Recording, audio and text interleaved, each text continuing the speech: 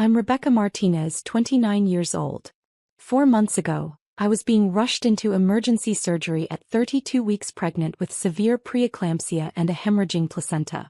My 3-year-old twins Olivia and Noah were at preschool and needed someone to pick them up within the hour. My husband Marcus was deployed overseas with the Navy and couldn't be reached. I was alone, terrified, and my blood pressure was dangerously high. From the pre-op room with nurses hooking me up to monitors and an anesthesiologist explaining the risks, I called my mother with shaking hands. "Mom, I need help.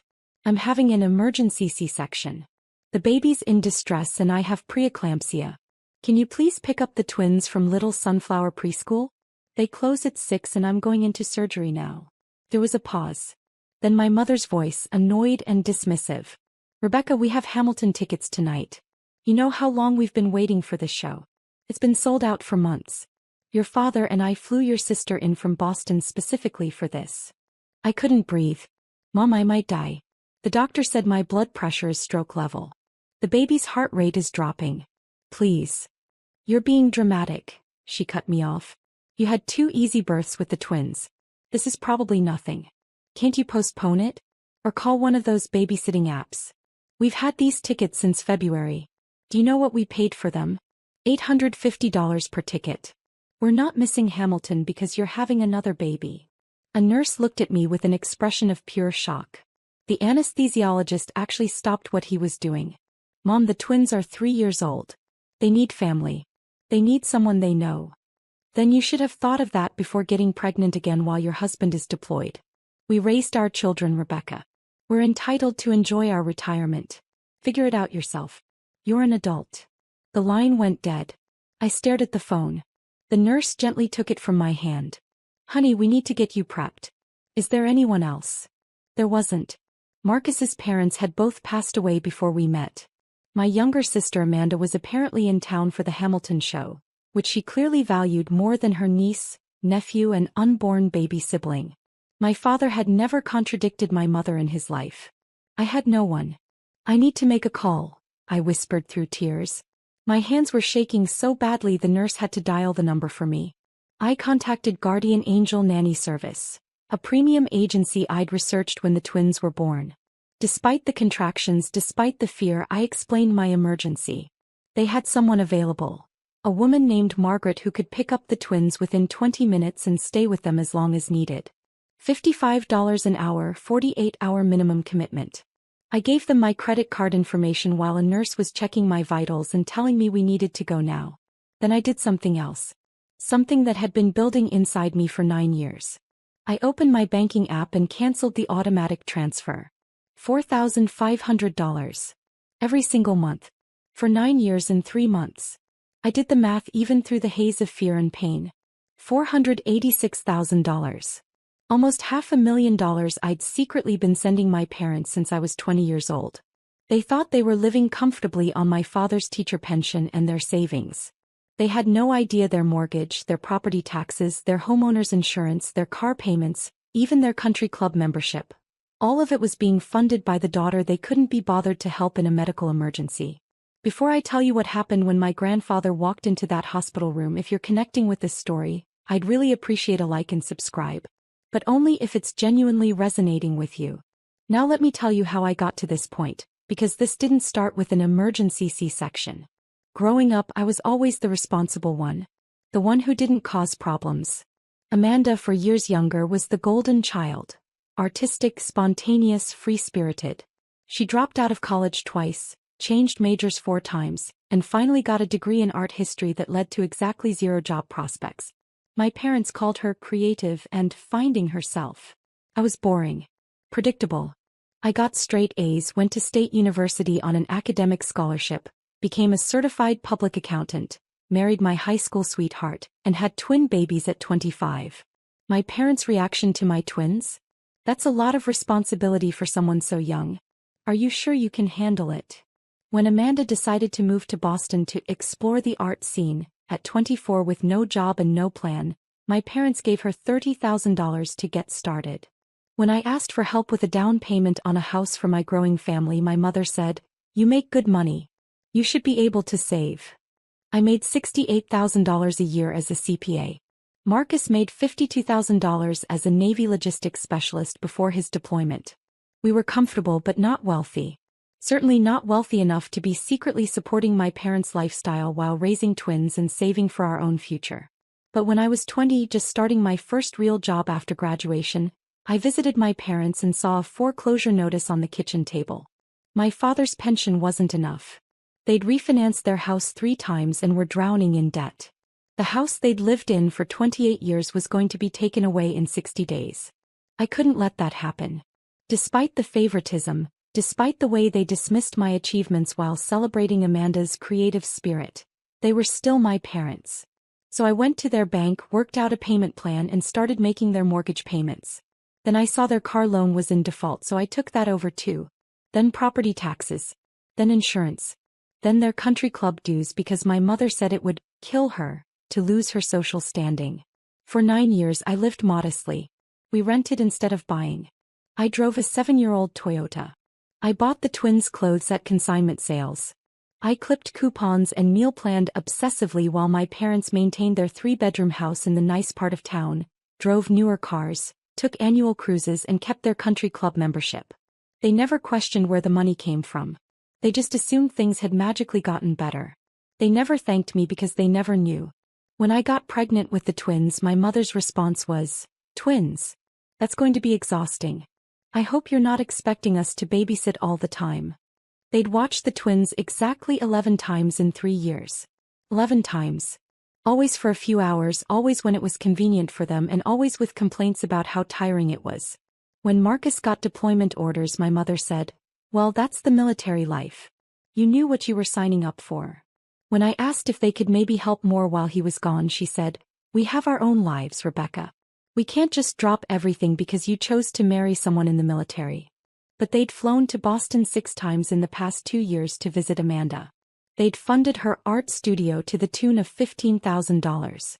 They posted constant photos on Facebook of their adventures with our creative daughter, while I wasn't mentioned at all. Last Christmas, Amanda came home and announced she was taking a break from capitalism and moving back in with our parents for a while. They were thrilled.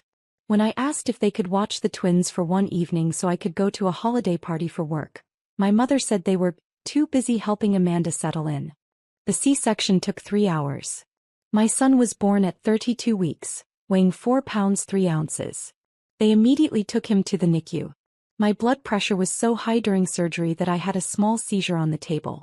The doctors told me later that if they'd waited even 30 minutes longer, both the baby and I would have died. When I woke up in recovery, Margaret was there. She'd brought Olivia and Noah to the hospital, and they were sleeping in the family waiting room with her. A nurse told me Margaret had given them dinner, read them stories, and told them their baby brother was going to be okay and Mommy would see them soon. "Your twins are precious," Margaret whispered when she came into my room. "They were scared, but I told them you were strong and everything would be okay. They wanted to make you pictures." She handed me 2 crayon drawings, stick figures of our family with a tiny baby. I started sobbing. This stranger had done more for my children in 4 hours than my own mother had done in 3 years. Margaret stayed for 3 days until Marcus's emergency leave came through and he could fly home. The bill came to $4,290. I paid it without hesitation. Worth every single penny. My mother didn't call to check on me. Not once. Not to ask if the baby was okay. Not to ask if I'd survived. Nothing. On day 4 my phone started ringing. My mother. I ignored it. She called again. And again. By evening she'd called 31 times. My father called 19 times. Even Amanda called, which was shocking since we barely spoke. I finally answered on call number 43.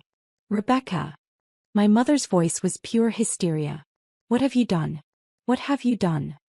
"I just had emergency surgery and almost died, Mom. Thanks for asking. Your grandson is in the NICU fighting for his life. Also thanks for asking. Don't you dare guilt trip me. The mortgage payment bounced. The bank is calling. We're getting late fees. What is happening?" "I canceled the automatic transfer," I said calmly. "What transfer?" "The $4,500 I've been sending you every single month for 9 years. I stopped it." Complete silence. Then, that was you? His mom. That was me. Every month since I was 20 years old. Your mortgage, your car payments, your property taxes, your insurance, your country club membership. All of it. $486,000 total. You're welcome, by the way. But we thought, your father's investments. Dad doesn't have investments, Mom. He has a teacher's pension that barely covers groceries. You've been living off my income for almost a decade. And when I needed you for one single afternoon to watch your grandchildren while I had life-saving surgery, you told me you weren't missing Hamilton. You don't understand. Those tickets were $850 each. We'd been planning this for months. And I'd been planning to not die in childbirth, but I guess your entertainment was more important than your daughter's life. Rebecca, you're being unfair. No, Mom. I'm being done.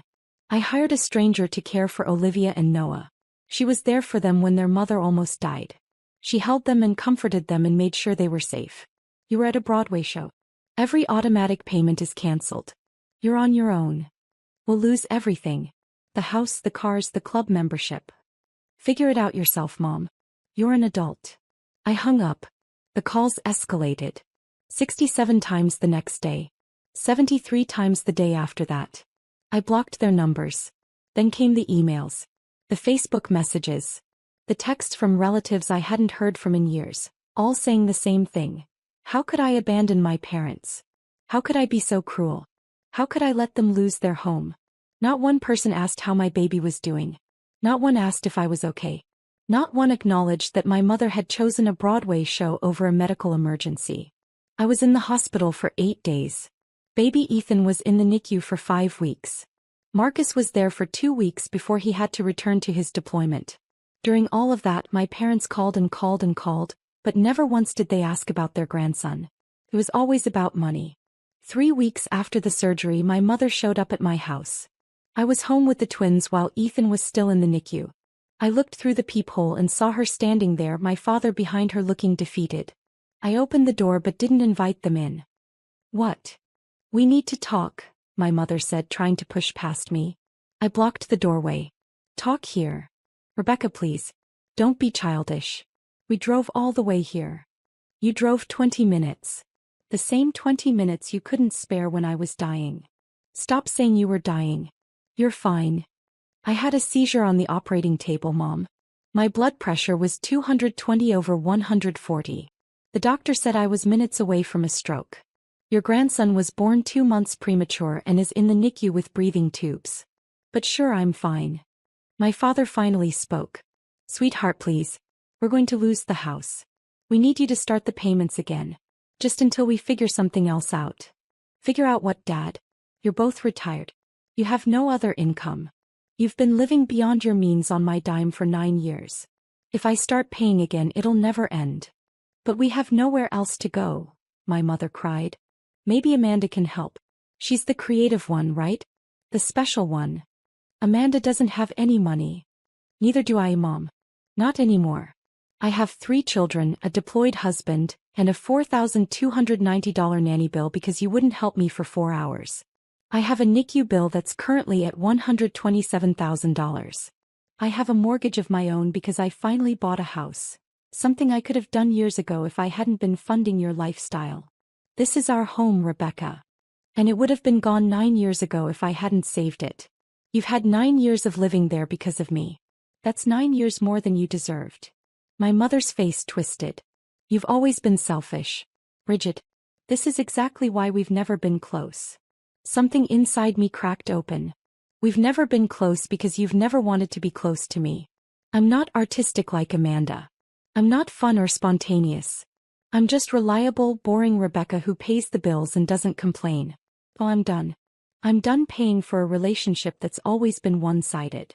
If you don't help us, we'll be homeless. Then I guess you'll figure it out. You're adults. I closed the door. My mother pounded on it for 15 minutes while Olivia and Noah stared at me with confused faces. Why is Grandma yelling? Olivia asked. Because she wants something I can't give her anymore, I said. Is it love? Noah asked in that eerily perceptive way 3-year-olds sometimes have. Yeah, buddy. Something like that. The calls continued. My mother called 82 times in a single day. When I blocked her on everything, she started showing up at my house. I stopped answering the door. She left notes. You're destroying this family. Your father is having chest pains from the stress. How can you live with yourself? Then came the social media campaign. My mother posted a long, detailed Facebook post about her ungrateful, selfish daughter, who abandoned her elderly parents in their time of need. She painted herself as the loving mother who'd sacrificed everything, now being punished by a heartless child. She left out the Hamilton tickets. She definitely left out the $486,000. Extended family I barely knew started commenting. Elders deserve respect. Family takes care of family. What happened to family values? I didn't respond. I was too busy with NICU visits, taking care of the twins and trying to keep myself together while my husband was overseas. But then 4 weeks after Ethan's birth, something happened that changed everything. I was at the hospital sitting next to Ethan's isolette in the NICU, when a nurse came in and said I had a visitor. He says he's your grandfather. Should I send him in? My grandfather? My mother's father had died when I was 6. My father's father had died before I was born. What's his name? I asked confused. Frank. Frank Morrison. My heart stopped. Frank Morrison was my mother's father, but he wasn't dead. That was just what my mother told everyone. There'd been some kind of massive falling out when I was young and my mother had cut him off completely. She told the entire family he was dead and forbidden anyone from contacting him. Yes, I said quickly. Please send him in. An elderly man walked in, 81 years old but standing straight and tall. He had kind eyes and my mother's nose. He looked at Ethan in the isolette, then at me, and his eyes filled with tears. Rebecca, he said softly. I know you probably don't remember me. You were so young when your mother decided I was dead. I remember you, I said. And I did. Vague memories of a man who brought me books and played board games with me. Then suddenly he was gone and we were told he'd died. What are you doing here? Your Aunt Linda called me. Your mother's sister. He told me what happened. The emergency C-section. Your mother choosing Broadway tickets over helping you. The money you've been sending all these years. She thought I should know. He pulled up a chair and sat next to me. I need to tell you something about your mother. She wasn't always like this. When she was young she was sweet, kind. But after her mother and I divorced, something changed. She became entitled, manipulative. She learned to play victim and make everyone else feel guilty for not giving her what she wanted. Why did you and Grandma divorce? I'd never known the real story. Because I couldn't watch her turn your mother into a monster. Your grandmother enabled every bad behavior. When your mother stole from her college roommate, your grandmother blamed the roommate. When your mother maxed out credit cards in my name, your grandmother said I should just pay them. I finally left when your mother was 19. Your grandmother turned her against me, told her I'd abandoned them. Your mother believed it. He looked at me intently. She's done this before, Rebecca. Found someone to fund her lifestyle. She did it to her first husband, Amanda's biological father. Did you know Amanda has a different dad? I didn't. What? Your mother was married at 22 to a man named David Chin. Lovely guy, owned a successful restaurant. She drained him dry. Ran up his credit cards, demanded expensive trips, spent money faster than he could make it. When he finally put his foot down, she divorced him, got half his assets and moved on to your father. Your dad is a good man but weak. He won't stand up to her. Why are you telling me this? Because you need to know that what you did, cutting off the money, was right. She'll never change, Rebecca. She'll take everything you have and still demand more. You could give her $1 million and she'd want $2 million. You could die for her and she'd complain that you didn't die more conveniently. I started crying. All those years. All that money. All that trying to be good enough. Listen to me, he said firmly. I've been watching from afar. Linda keeps me updated. I know you've been supporting them since you were 20. I know you've sacrificed your own family's well-being to fund their lifestyle. I know you almost died last month and your mother couldn't be bothered to help. Do you know what I did when Linda told me? I shook my head. I came to the hospital. I was here that night. I stood outside the surgical wing waiting to hear if you were okay. When I heard you survived, I left. I didn't want to intrude. But I was here, Rebecca. I was here when your mother was at Hamilton. Something inside me broke. This man I barely knew, this grandfather my mother had declared dead, had been here. Had cared. I want to be in your life, he said. If you'll let me. I want to know my great-grandchildren. I want to help. Not financially, you don't need another person to support, but emotionally. As family should. I'd like that, I whispered. We sat together for 2 hours. He told me stories about my mother's childhood, the warning signs everyone ignored, the pattern of behavior that had repeated across decades. He told me about David Chin, Amanda's real father, who'd had to declare bankruptcy after my mother left him. He told me about his own recovery from enabling her behavior. When your grandmother died, he said, your mother didn't even tell me. I found out 3 months later from Linda. I wasn't invited to the funeral. That's the kind of person she is. She cuts people off when they stop being useful. What will happen to them? I asked. My parents. They'll lose the house. They're already 3 months behind. They'll have to downsize to something affordable on your father's pension. It'll be hard, but they'll survive. And Rebecca? That's not your problem. You have 3 children to raise. You have a life to build. You've given them enough. Just then my mother appeared in the NICU doorway. She must have followed me or sweet-talked her way past the nurses. She saw me, started to speak, then saw the man sitting next to me. Her face went white. Dad. Hello, Christine, Grandpa Frank said calmly. You're not supposed to be here. Rebecca, what is he doing here? He came to meet his great-grandson, I said. The one you haven't asked about once. You don't understand, he's toxic, He was here the night I almost died, I interrupted. He was in this hospital waiting to hear if I was okay. Where were you? We had Hamilton tickets. I know. You've mentioned it. My mother's eyes darted between us, panicked. She was losing control of the narrative. Rebecca, if you don't reinstate the payments by Friday, we lose the house. Your father's health. Your father's health is fine, Grandpa Frank said coldly. I talked to him yesterday. He's stressed because you're making him stressed. He wants to downsize and live within his means. You're the one who refuses. Stay out of this, my mother snapped. This is between me and my daughter. Is it? Grandpa Frank stood up slowly. Because from what I can see, this stopped being a relationship years ago. This is just you taking and her giving until she finally ran out. My mother turned to me, desperation in her eyes. Rebecca, please. I'm your mother. I gave birth to you. I raised you. You owe me. I owe you $486,000?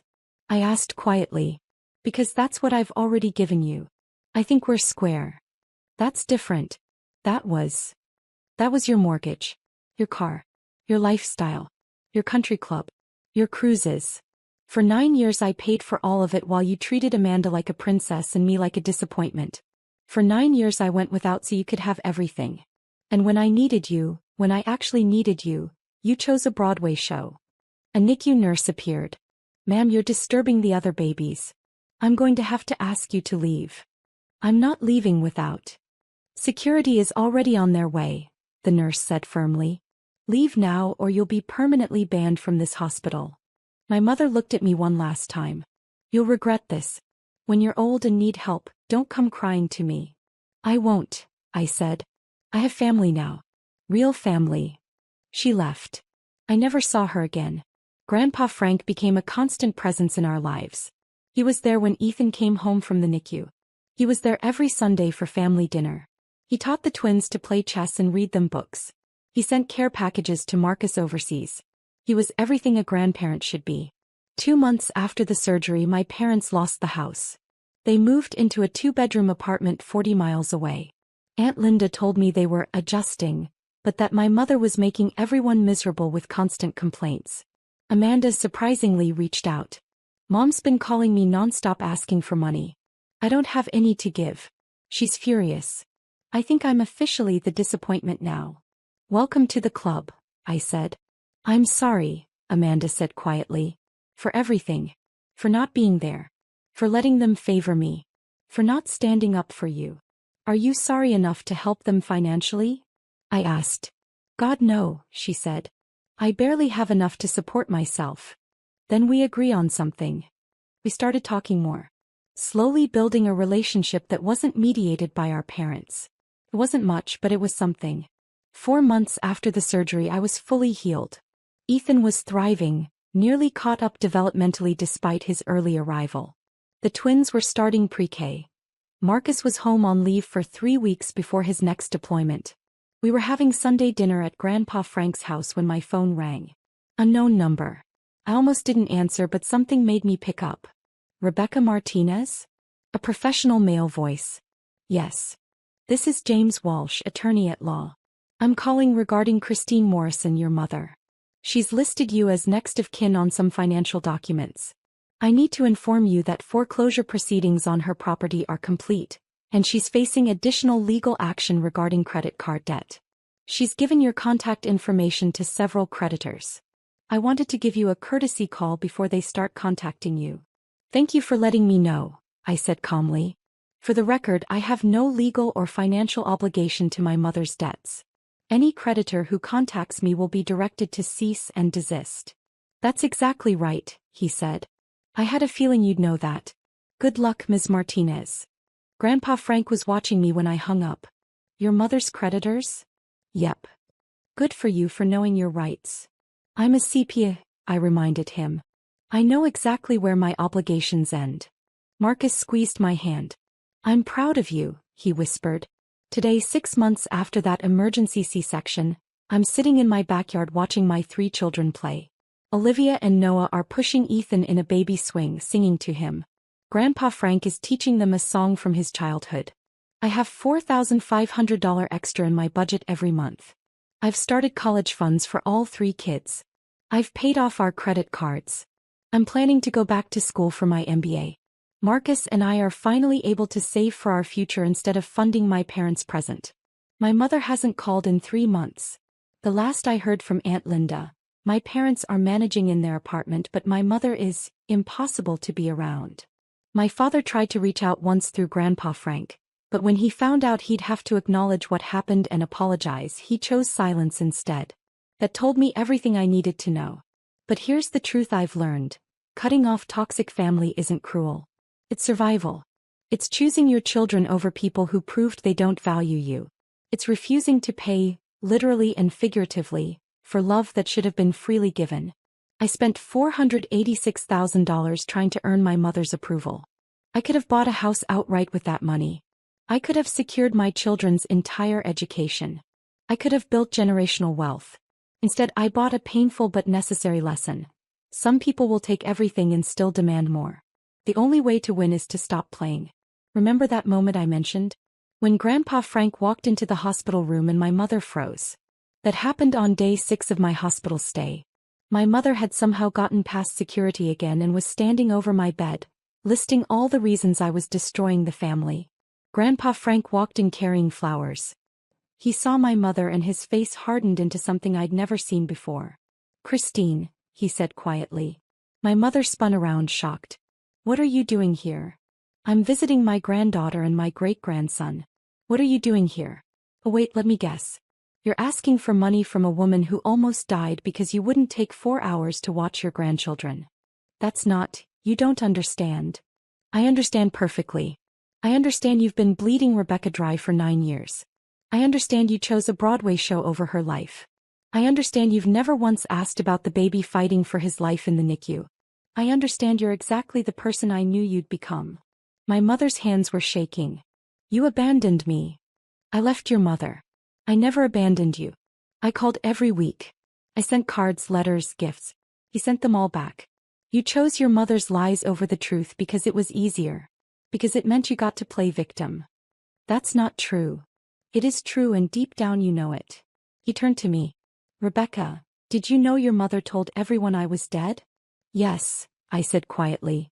Did you know I've been setting aside money for you since you were born? $500 a month for 29 years. I have an account with $174,000 in it that I've been waiting to give you when the time was right. I think that time is now. My mother's face went red. You gave her money but not me? I gave her nothing while she was funding your lifestyle. This is money I saved because I knew someday she'd need it. And I was right. He looked at me. Rebecca, this is yours. For the kids' college. For your future. For whatever you need. I started crying. This man I barely knew had been saving for me. Planning for me. Caring about me from afar. As for you, Christine, he turned back to my mother. I've already called security. They're reviewing footage of you harassing Rebecca over the past week. You're about to be permanently banned from this hospital. If you come near Rebecca or her children again, I'll file a restraining order on her behalf. Do you understand? My mother's mouth opened and closed. She looked at me, expecting me to defend her or smooth things over. I said nothing. She looked at Grandpa Frank, and whatever she saw in his face made her go pale. Without another word, she grabbed her purse and left. Grandpa Frank sat down next to my bed. I should have done that 25 years ago. I'm sorry I didn't. You're here now, I said. That's what matters. That $174,000 Grandpa Frank gave me? It's in a trust for my children now. Every penny of it will go to their futures. Their education, their first homes, their dreams. My mother will never see a cent of it. Neither will Amanda, though she's never asked. I'm done giving to people who only know how to take. My children will grow up knowing their worth isn't measured by what they can provide. They'll grow up with a Papa Frank who loves them unconditionally. They'll grow up seeing their mother set boundaries and stand firm. That's the real inheritance I'm giving them. And if my mother ever wonders why she lost her daughter and grandchildren, the answer is simple. She valued a Broadway show more than she valued us. When someone shows you who they are, believe them. I finally did. And I'm free. Drop a comment and let me know where you're watching from.